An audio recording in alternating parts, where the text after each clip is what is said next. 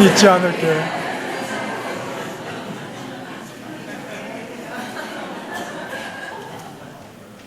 자, 그동안 너무 무관심했죠? 앞으로는 보고만 계시지 마십시오. 예배가 끝나면 플라스틱 의자를 어떤 분은 막 양쪽에 이렇게 들고 몇 번을 왔다 갔다 하시는데, 뭐 저 사람이 하겠지, 보고만 있지 계시지 말고, 또 뭐 의자 정리라든지 막 청소하는 것 등등 보고만 계시지 마시고, 너무 무관심하셨죠? 보고만 계시지 마시고 함께 하시면 좋겠습니다. 자, 저를 한번 보실까요? 기분 좋은 얼굴로 저를 한번 보십시다. 예. 하나님은 성실하시다. 우리는 이런 말을 합니다. 하나님이 성실하신 것은 우리에게 좋은 겁니까? 안 좋은 겁니까? 좋다고 생각하시거든 입을 다물고 계시고, 안 좋다고 생각하시면 한번 일어서 보시기 바랍니다. 네, 하나님이 성실하시다는 것은 우리에게 너무 좋은 거죠. 왜냐하면 성실하신 하나님은 반드시 결과를 만들어내시기 때문에 그렇습니다. 갈대아 우르의 그 우상의 땅에 하나님도 모르고 살아가던 아브라함에게 하나님께서 영광 중에 찾아가셔서 그를 굉장히 낯설고 또 어떻게 보면 굉장히 위험한 이주를 하게 하시죠. 한 번도 가본 적이 없는 타 문화권으로, 치안이 없는 굉장히 불안한 상황에서 가족을 이끌고 이주를 하게 하십니다. 자, 결과적으로 아브라함은 가나안 땅에 정착을 하고, 그리고 아브라함의 후손들이 그 땅을 차지하게 될 것을 아브라함에게 자식을 주심으로 하나님께서 분명하게 보여주시죠. 이건 하나님이 성실하신 분이다 하는 것을 나타내는 겁니다. 요셉은 10대에 그 꿈을 통해서 하나님께서 이루실 일을 그에게 보여주십니다. 해와 달과 11별이 자기에게 절하는 꿈을 꾸게 하시는데, 그리고 요셉이 30세가 되었을 때 애굽의 총리가 되었고, 정말 이제 부모와 가족을 책임지고 부양해야 하는 그 위치에 서게 되는 것으로 하나님께서 약속하시고 말씀하셨던 일을 반드시 이루어내시는 결과를 가져다 주는 겁니다. 이 일 또한 하나님은 성실하시기 때문에 그렇죠. 성실하신 하나님은 그분이 약속하신 것과 그분이 말씀하신 것을 그대로 이루어내시는 것에 대해서 어떤 의심을 가질 필요가 없죠. 바로 그분은 성실하신 분이기 때문에 그렇습니다. 자, 그런데 하나님은 성실하셔서 반드시 결과를 말씀하신 대로 그 약속 안에서 결과를 가져오시는데, 그런데 성경은 아브라함의 생애를 설명할 때 하나님께서 어느 날 갑자기 아브라함에게 나타나셔서 약속 말씀을 하시고, 그리고 그 다음 장에 바로 하나님께서 약속하신 대로 모든 것을 이루어 주시더라, 이렇게 소개하고 있지는 않습니다. 성경은 아브라함의 생애를 우리에게 소개할 때 무엇에 주목을 하고 있느냐 하면, 성실하신 하나님께서 그에게 찾아오셔서 하신 약속과 그 약속이 만들어내는 결과의 자리에 서기까지 아브라함에게 주어진 삶의 과정이 어떠했는가 하는 것을 우리에게 자세하게 소개하고 있죠. 성실하신 하나님, 그분은 반드시 결과를 만들어내는 분인데, 성경은 어디에 주목을 하고 있느냐 하면 하나님께서 하신 약속과 그 약속대로 결과가 오기 전에 아브라함의 생애가 어떤 과정을 지나고 있었는가에 대해서 주목하고 있습니다. 우리가 잘 알듯이 아브라함의 과정은, 성실하신 하나님의 약속을 따라가고 있는 아브라함의 과정은 오랜 기다림의 시간, 그리고 그 기다림 속에서 때로는 좌절하는 시간, 그 좌절과 함께 실패하는 모습, 그리고 믿음의 사람으로서 보이지 말아야 되는 모습을 드러내는 부끄러운 모습. 그런데 하나님께서 이 하나님의 약속을 따라가는 아브라함의 삶의 과정 속에 때로는 실패와 좌절과 부끄러움과 절망의 시간들을 경험하지만 문득문득 하나님께서 그에게 나타나셔서 다시 한번 아브라함을 이끌고 가시더라 하는 게 성실하신 하나님의 약속 안에 그 약속을 따라가는 아브라함의 삶 속에 성경이 조명하는 내용입니다. 요셉도 다르지 않죠. 요셉이 한 17살쯤 되었을 때 이미 하나님이 그에게 주신 꿈을 간직하고 있을 때 형들의 미움을 샀습니다. 그래서 자신의 의지나 자신의 저항으로는 어떻게 할 수 없는 형들의 결정과 강압적인 판단으로 요셉은 10대에 애굽의 종으로 팔려갔습니다. 그리고 종으로 죄수로 그렇게 살았던 시간에 대해서 성경은 그냥 침묵하고 있지 않습니다. 그 시간 동안 17세라고 보면 30살이 될 때까지 그 한 23년 정도의 정말 그 젊음의 때를 요셉이 어떤 과정 속에서 살아냈는가 하는 것을 성경은 우리에게 굉장히 중요하게 제시하고 있죠.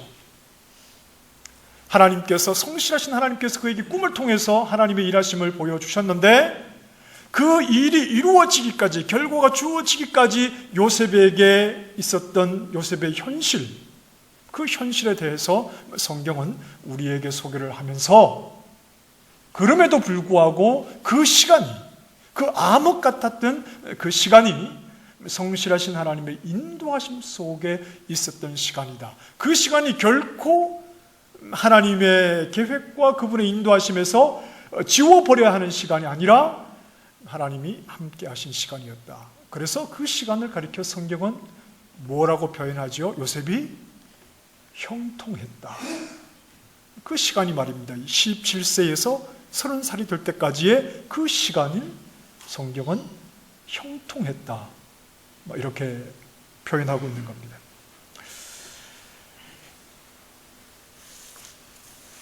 아브라함과 요셉 두 사람을 제가 예로 들었습니다만 성실하신 하나님의 인도하심 가운데 있었던 이들의 삶은 쉬운 삶이 아니었습니다.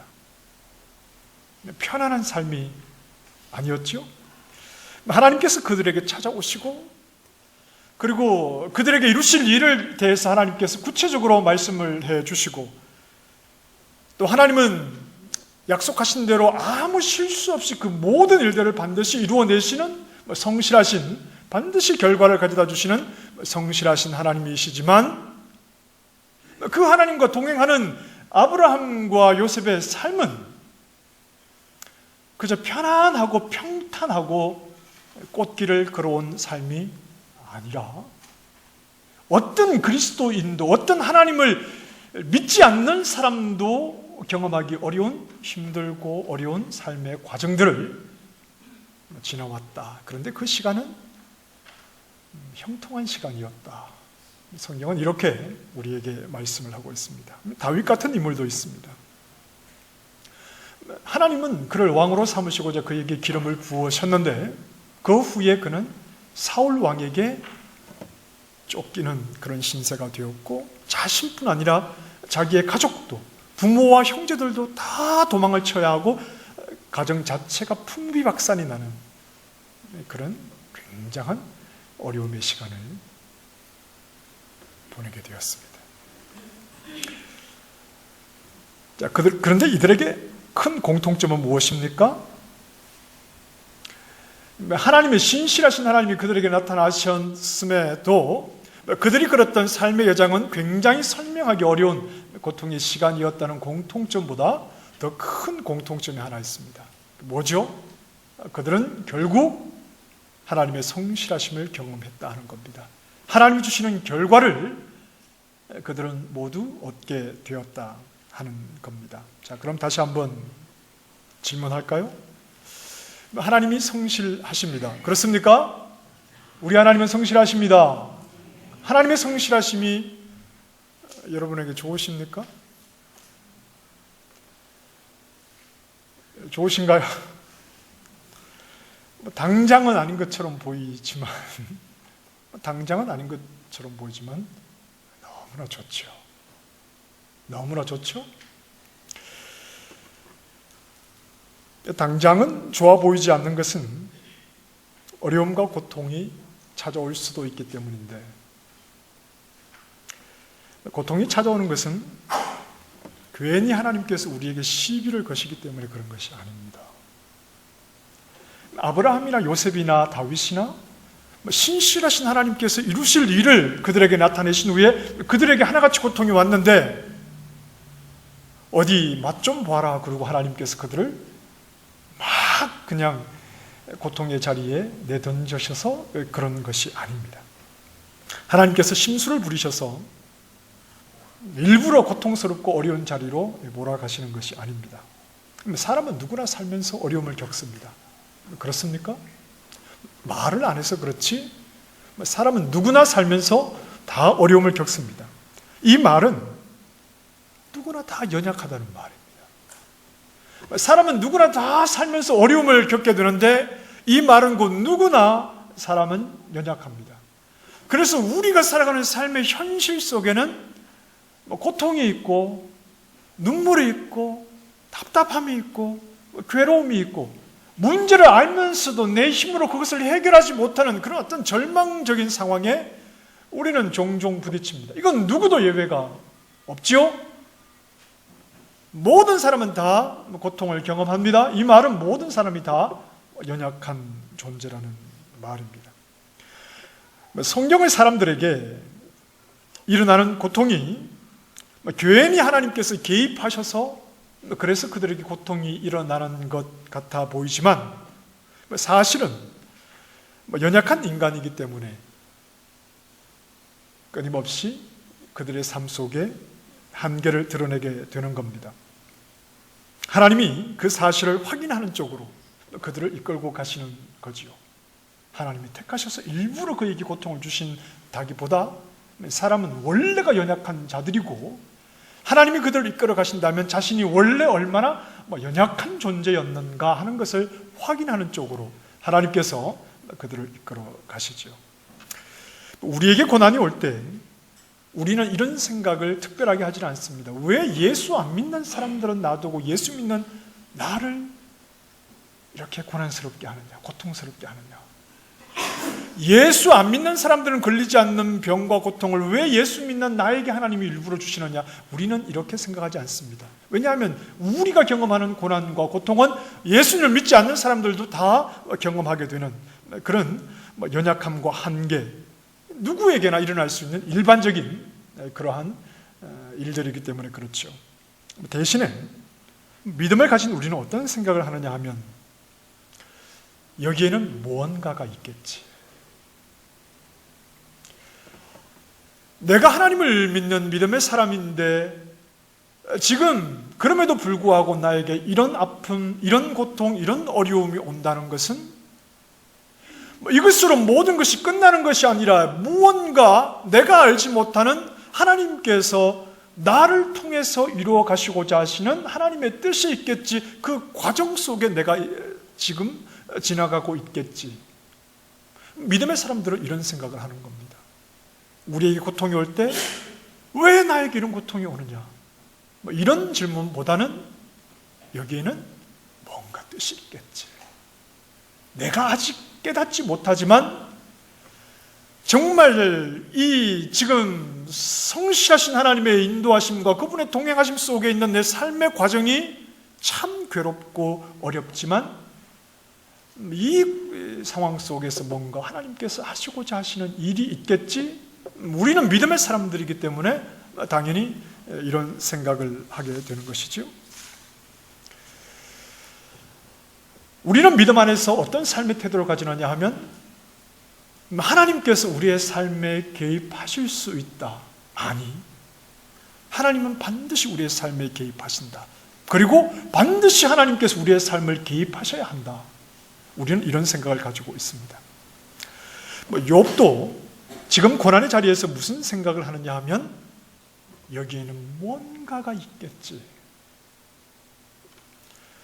내가 아직 알지 못하고 내 친구들도 전혀 감을 잡지 못하는 성실하신 하나님께서 내 삶을 이끌고 가시는 상황 속에서 이런 고난의 자리에 나를 두셨다는 것은 내가 친구들은 내가 죄를 지어서 그 죄를 회개하면 이 문제가 해결될 거라고 말하지만 그러나 죄의 문제가 아니라 하나님께서 뭔가 나를 이 상황을 통해서 이 과정을 통해서 뭔가 하시려고 하는 것이 있겠지 이 생각을 가지고 욥도 지금 모든 것을 놓아버리고 모든 것을 그만 포기하고 싶지만 그러나 믿음 안에 인내하며 성실하신 하나님을 향해 그분이 하실 일을 바라보며 이 과정을 지나고 있는 겁니다. 하나님이 성실하셔서 우리에게 좋은 점이 뭐라고 했지요? 하나님은 반드시 무엇을 만들어내신다고요? 결과를 만들어내시는 겁니다. 그런데 그 과정은 좌절이라고 그랬습니다. 아픔이라고 그랬습니다. 고통이라고 그랬습니다. 실패라고 그랬습니다. 낙심이라고 그랬습니다. 이건 하나님이 일부러 우리를 그 자리에 집어던지시는 것이 아니라 원래 우리는 그랬습니다. 원래 우리는 연약했습니다. 우리가 혹 예수님을 믿지 않았어도 우리는 좌절을, 실패를, 아픔을, 고통을 경험했을 것입니다. 하나님께서 우리를 부르셔서 하나님을 바라보게 하시고 우리를 그분의 성실하신 하나님께서 이끌어 가시는 과정 속에서 우리는 여전히 아픔과 좌절과 고통과 눈물과 실패를 경험합니다. 이런 것을 통해서 인간이란 하나님과 나란히 어깨동무를 할 만한 존재가 아니구나 하는 것을 우리는 분명하게 깨닫게 되는 것이죠. 욥기 서두에 보면 하나님이 욥에게 고통을 허락하신 것으로 나타납니다. 그러나 이것은 일부러 하나님께서 욥에게 고통을 주셨다는 말이 아닙니다. 괜히 하나님께서 욥에게 고통을 주셨다는 것이 아닙니다. 욥이 고통을 겪어야 했던 것은 고통이 얼마나 차이가 없는지를 확인하게 하시는 겁니다. 고통이 얼마나 차이가 없는지 무엇과 비교해서 말입니까? 욥에게 고통이 오기 전에 그가 가진 소위 말하는 이 번영, 많은 것을 누릴 때의 상황과 고통의 상황에 얼마나 이것이 아무런 차이가 없는지를 욥이 깨달아야 하기 때문에 그렇습니다. 번영과 성공은 성실하신 하나님이 이끌어 가시는 이 일에 어떤 도움도 되지 않고 반대로 실패와 절망도 성실하신 하나님께서 그분의 일을 이루어 가시는데 어떤 장애물도 되지 않습니다. 내가 번영을 누리고 성공을 했다고 해서 성실하신 하나님께서 그분의 일을 이루어 가시는데 보탬이 되고 도움이 되느냐? 아닙니다. 그렇지 않습니다. 내가 고통을 당하고 실패한 자리에 섰다고 해서 성실하신 하나님께서 그분의 일을 이루어 가시는데 어려움이 있고 장애물이 있느냐? 아니요, 전혀 그렇지 않습니다. 하나님은 처음부터 사탄에게 욥을 맡기실 때 그 생각을 가지고 계셨죠. 진정한 신앙은 욥이 부자라고 해서 특별한 것이 아니고 욥이 모든 것을 잃었다고 해서 뭔가 문제가 생기는 것도 아니라는 것을 하나님은 분명하게 하셨습니다. 번영과 성공이 인간을 더 크게 만드는 것도 아닙니다. 실패와 고통이 인간을 더 작아지게 만드는 것도 아닙니다. 원래 인간은 보잘것없었습니다. 원래 인간은 초라했습니다. 원래 인간은 연약했습니다. 잠깐 번영의 옷을 입었다고 해서 자기가 더 커지고 대단해지는 것입니까? 그렇지 않습니다. 원래 인간은 연약합니다. 절망과 고통의 자리에 섰다고 해서 더 작아집니까? 아닙니다. 더 작아질 것도 없습니다. 원래 인간은 그랬습니다. 번영과 성공, 실패와 절망, 우리가 보기에는 하늘과 땅의 차이가 있는 것 같으나 하나님 앞에서는 아무런 차이가 없고 원래 인간은 연약하고 초라한 존재였기 때문에 어떤 자리에 서더라도 하나님을 향해서 가져야 하는 기본적인 그 마음에는 변함이 없어야 하는 것이 진정한 신앙의 내용입니다. 욥은 지금 실패 자리에 있습니다. 친구들의 눈에 그렇습니다. 친구들의 눈에 그렇다는 것은 세상의 눈에 그렇다는 겁니다. 세상의 눈에 우리는 실패가 무엇인지를 너무나 잘 알고 있습니다. 그런데 욥은 여전히 성실하신 하나님의 손에 있습니다. 세상의 눈에는 실패자입니다. 누가 봐도 실패자입니다. 그러나 욥은 여전히 성실하신 하나님, 그분의 손에 있습니다. 세상은 그것을 보지 못합니다. 그러나 욥은 그것을 보기 원합니다. 실패자이지만 모든 것이 끝난 것 같지만 그러나 그와 함께 하시고 그를 이끌어 가시는 하나님은 여전히 성실하신 분이요, 그 성실하신 하나님은 욥의 인생의 어떤 분명한 결과를 위해서 아무런 부족함 없이 그를 이끌고 가고 계시는데 세상은 그 하나님을 보지 못하지만 욥은 그 하나님을 보기를 원하는 겁니다. 그러나 지금 욥의 눈에는 그 하나님이 보이지 않습니다. 8절 9절 말씀 한번 읽어보실까요? 23장 8절 9절 같이 읽어보십시다. 시작.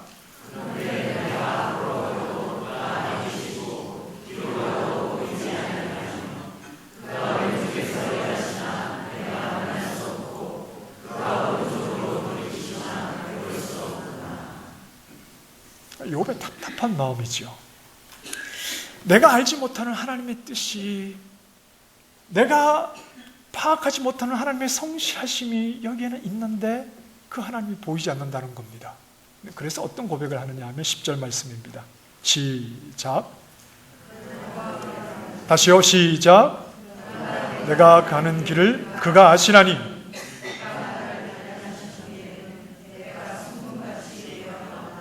무슨 말입니까?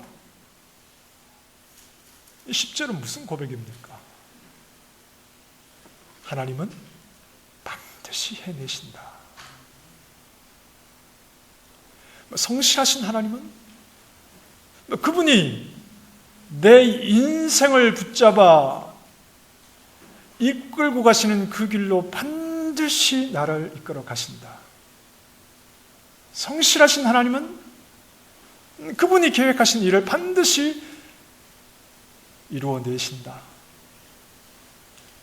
성실하신 하나님의 손길이 내 눈에 보이지 않고 내 상황이 실패자의 상황인 것으로 밖에는 보이지 않는다 하더라도 성실하신 하나님, 그분은 절대 포기하지 않고 뜻을 바꾸지 아니하시고 그 일을 이루어내신다. 성실하신 하나님은 오늘 확인되지 않을 수 있습니다. 성실하신 하나님은 내가 하나님 앞에 40일을 금식기도 해도 오늘 확인되지 않을 수도 있습니다. 바로 그 시간이 아브라함의 생애였죠. 아브라함의 생애, 그 생애에서 성실하신 하나님을 확인하기가 쉽지 않았죠. 그리고 그 시간이 요셉에게 20대 이력서 한 줄 쓸 것이 없는 삶으로 나타났던 겁니다. 아브라함에게, 요셉에게 오늘 성실하신 하나님이 확인되지 않았다는 겁니다. 욥 역시 계속해서 실패자의 자리에 머물러야 했습니다. 그러나 실패의 고울이 깊어지고 또 절망의 늪에 빠져가도 좌절하지 말아야 합니다. 실패는 괴롭습니다. 절망은 무척이나 힘듭니다. 그러나 하나님은 더 한 자리까지도 나아가십니다. 실패는 너무나 힘들고 절망은 너무나 괴롭습니다. 그게 인생의 밑바닥이고 모든 것이 끝난 것 같습니다. 그런데 하나님은 그것보다 더 한 자리까지 나아갑니다. 예수님에게 그렇게 하시죠?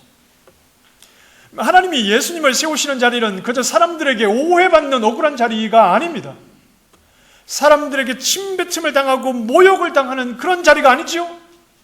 십자가에 매달리는 죽음의 자리까지도 하나님께서 허용을 하십니다.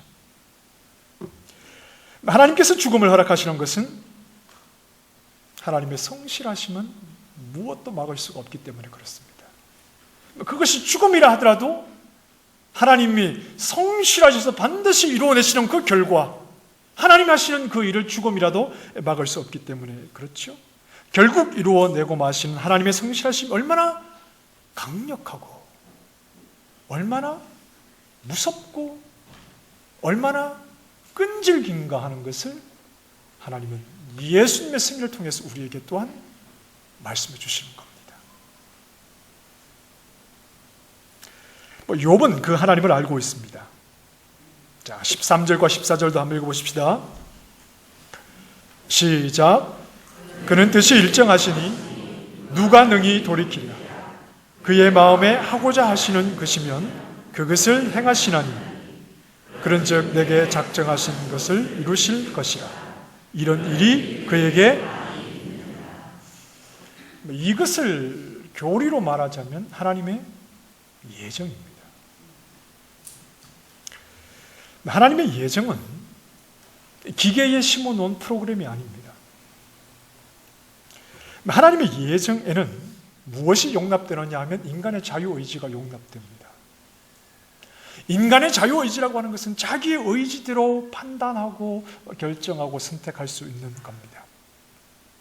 하나님께서 예정하셨기에 인간의 의지를 다 하나님께서 원하시는 대로 판단하고 결정하도록 하시는 것만을 말하지는 않습니다. 그렇지 않습니다. 그것을 말하는 것이 아니라 자유의지를 가진 인간은 연약합니다. 앞에서 말씀드렸던 것처럼 나약하기 짝이 없습니다.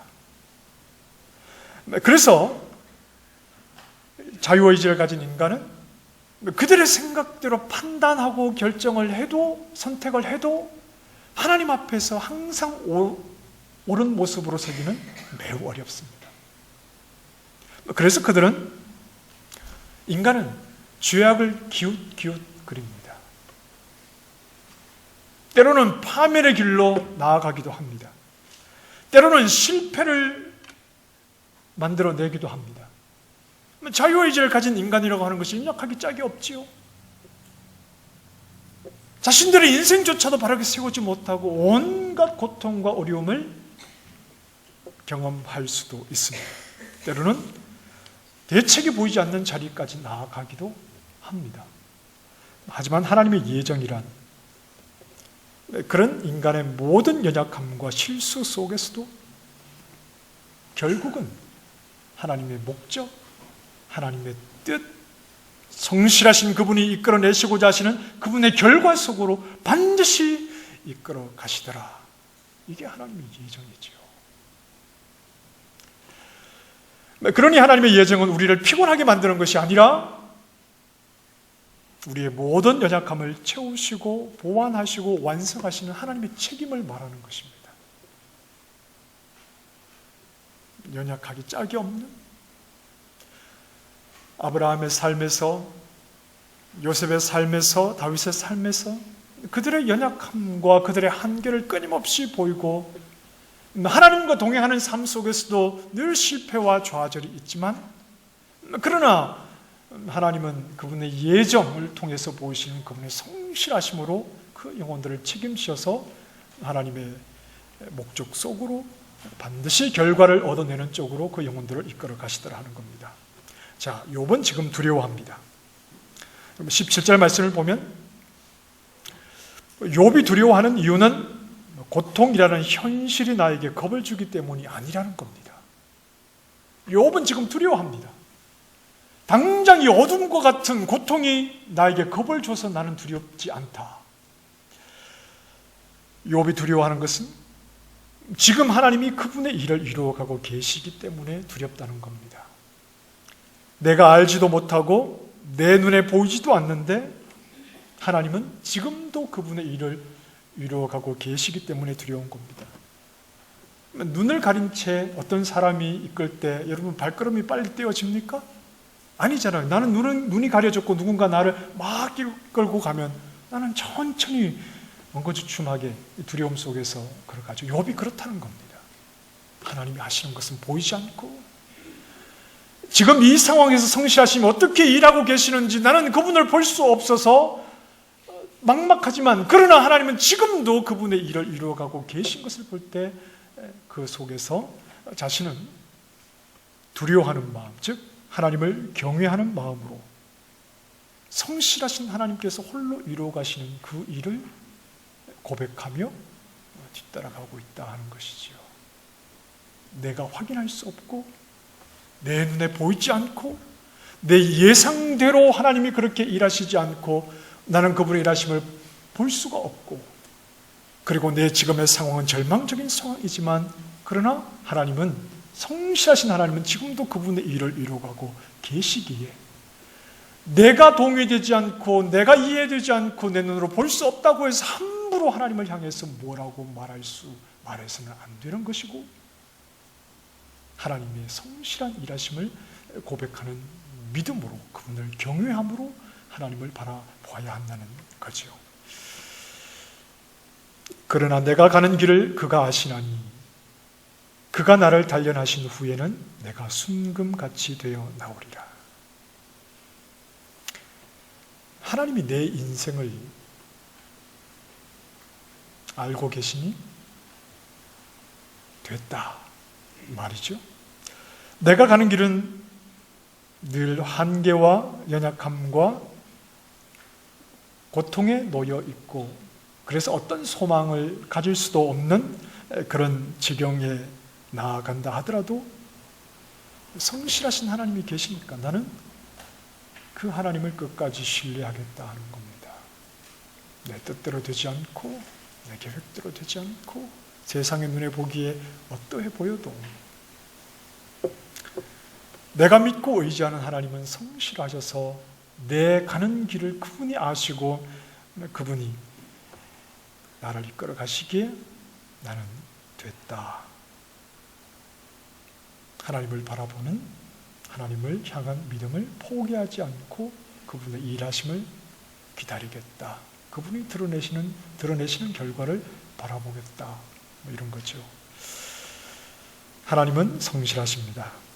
그분은 반드시 결과를 만들어내십니다. 이 믿음을 가진 것을 귀하게 여기시기 바랍니다. 오늘 하나님의 성실하심은 드러나지 않을 수 있습니다. 그럼에도 하나님이 성실하심을, 그분이 지금도 그분의 일을 이루어가고 계심을 고백할 수 있는 믿음을 가진 것을 소중히 여기시기 바랍니다. 오늘도 그 하나님을 경외하는 마음으로 우리가 서 있는 모든 자리에서 성실하신 하나님을 고백할 수 있는 믿음의 종들이 되시기를 바랍니다. 기도하십시다. 하나님,